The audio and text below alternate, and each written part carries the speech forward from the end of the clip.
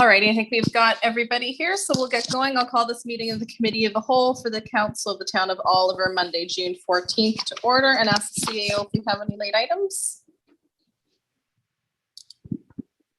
There's no late items. Thank you, Chair. And I will ask for a motion to adopt the agenda as circulated. Moved. And a second, please. Second. And anyone opposed?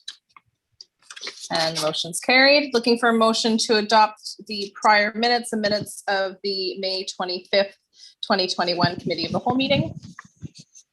So moved. Thank you. Second. Moved in second. Anyone opposed? And that's carried. Moving on to business item E1 2021 Ubcm Convention Minister Meeting Requests, and I will turn it over to the corporate officer. Thank you, Chair Grace. The report before Council is to determine if Council wishes meeting requests with ministers for the 2021 convention. Correspondence has been received from the Premier and Minister Osborne outlining the process to request meetings. Again, like last year, the meetings are held the week prior to the convention, and they will be by virtual format. And I'm not 100% sure on the convention if it's virtual or not. Don't know off the top of my head there. I believe it's virtual this year, yes. Last year in 2020, Council met with the following provincial ministers, Minister of Municipal Affairs and Housing, Minister Robinson regarding the Gallagher Lake siphon, and with a request for some flexibility with regards to capital infrastructure programs. And secondly, we were moved to the Ministry of Jobs, Economic and Development and Competitiveness with regards to economic response liaison and the Grow Oliver coordinator and that program. So we do have a proposed motion to direct staff to book UBCM minister and provincial staff meetings and to draft briefing notes in preparation for this for each meeting if there are some meeting requests that Council wishes to have. Thank you, Ms. Bakovich. And I see Mayor Johansson has a hand up. Go ahead, Mayor. Oh, let me get that. Thanks, Chair. I thought maybe it might be a good time to maybe revisit the secondary wine tasting rooms with the Attorney General, and that might give an opportunity to also talk about, I'm not sure if anybody else has heard anything about this, but the temporary expanded service areas. I was at a Nostalgia Winery. They were doing a rebranding, and I was there on Saturday, and the owner was talking to me about how these expanded service areas where they're allowed to do wine tasting outside as opposed to being inside. So they've been allowed to expand their wine tasting program outside, which is creating more employment for people, which is a challenge because they're having trouble getting employees. But that is going to be ending on October 31st of this year, and it may benefit other wineries. It would definitely benefit that particular winery, which would benefit the South Okanagan, but there may be businesses in town that are going to lose their expanded service areas as of October 31st.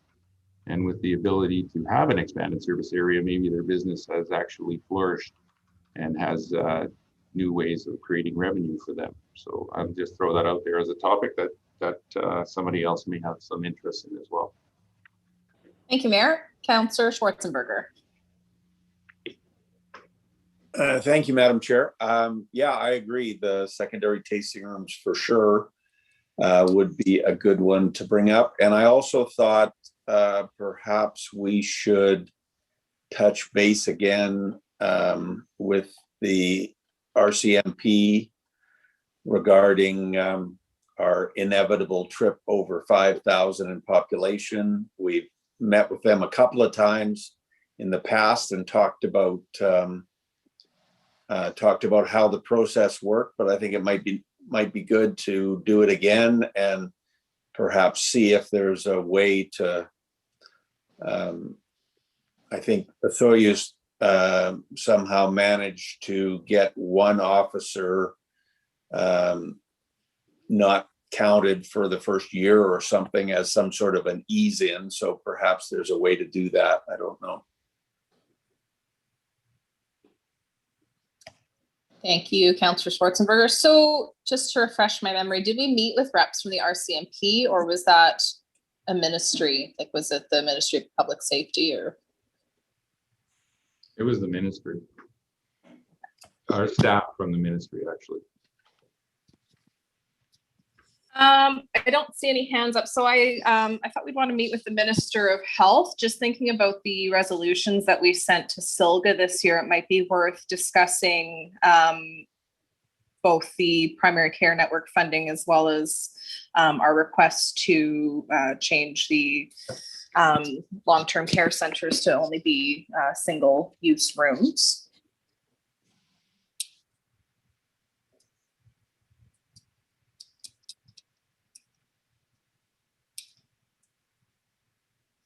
And can we recall, I know in 2019, I think we had something like 7 meetings, but I'm sure we haven't had resolutions for all of those issues. I know one of them was housing, but I feel like we're actually doing quite well there now. But were there others that we think need to be revisited as well? I know the secondary wine tasting is also on my list.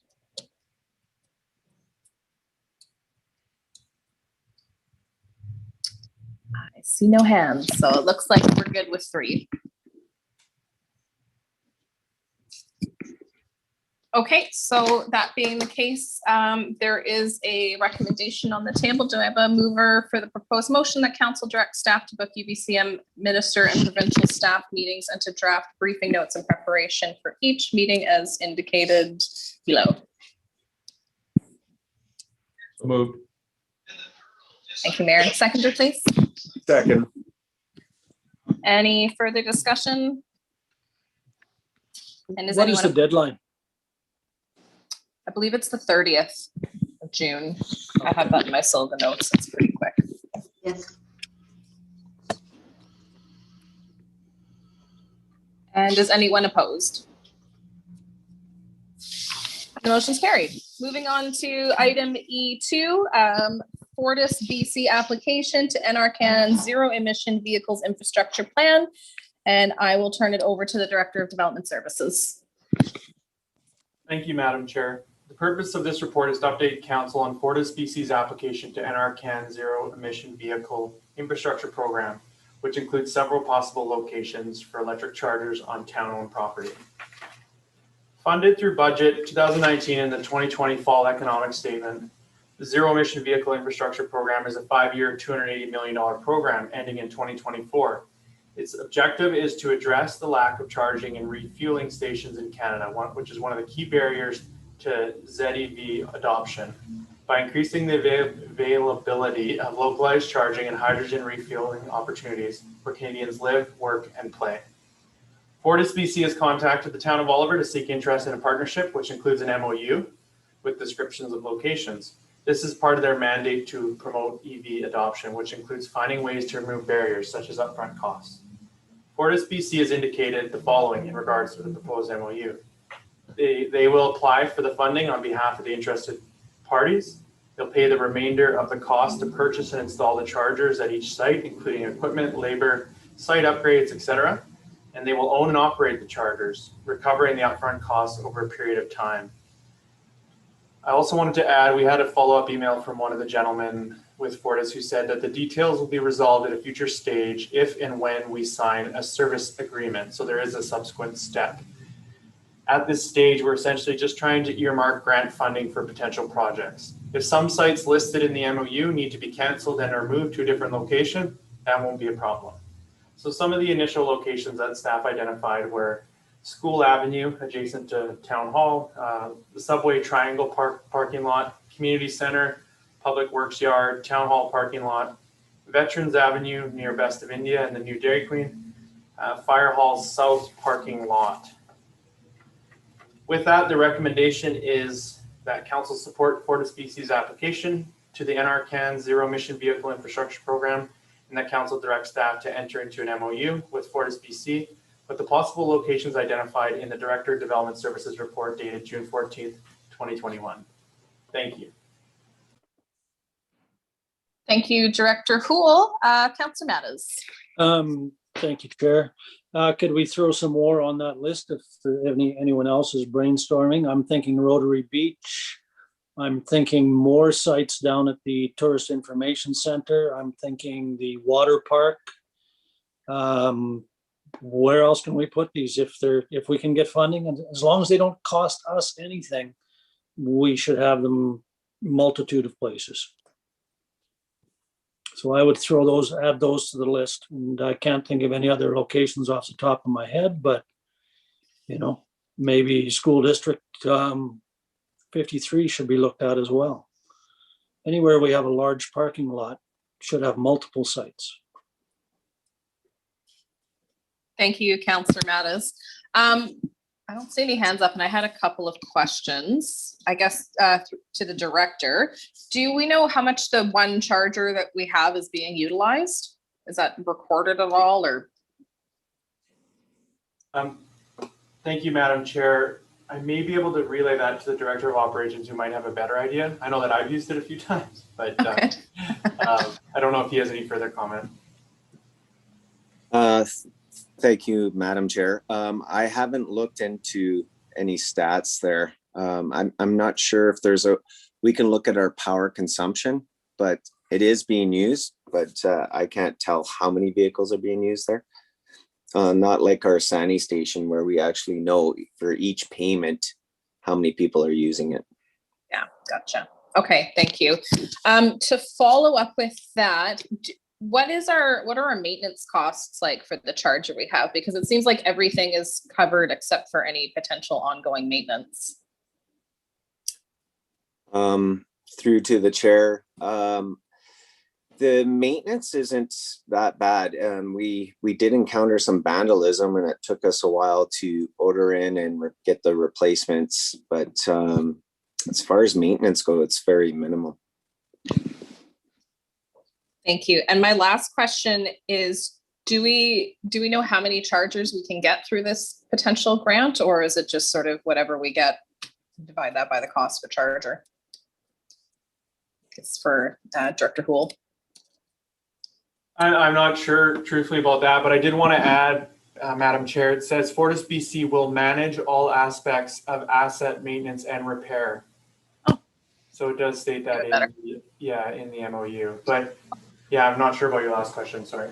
That's okay, thank you. Councillor Schwarzenberger. Thank you, Madam Chair. Yeah, just thinking of another location by the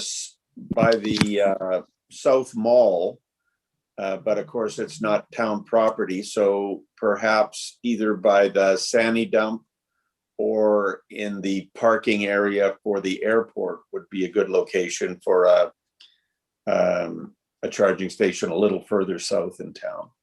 Thank you. Thank you. Councillor Matters, is your hand still up, or did you have another comment? No, I had another comment. Based on what I've heard regarding Fortis taking full responsibility for all of these, could we also change out the one that we're responsible for and hand that over to them so that they can be responsible for it? If we're paying for it now, it would sure be nice if we could put it on their list. So add that one to the list as well. If they put enough down at the tourist information booth, then we can take ours out. I like it. Councillor Ventimilla. I was just going to add to the list of possible locations. The first thing that came to my mind when I read the report was large parking lots where people park regularly. So schools, which would mean collaborating with school district and the hospital, Interior Health. Thank you. Any further questions or comments?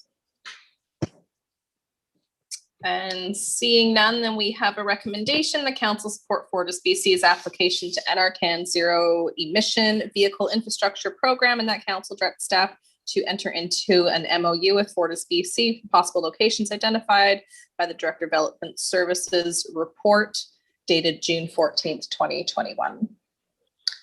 Do I have a Could I make a change in that it's also not just the report, but it's the suggestions we've made, like should be in there as well? Yeah, absolutely. Is that you moving the motion then, Councillor Manis? I'd be happy to move it, but we need that added in there as Well. plus council and council, I don't know what correct word here is. After Director of Development Services report, as well as council recommendations. Yes. Thank you. You're welcome.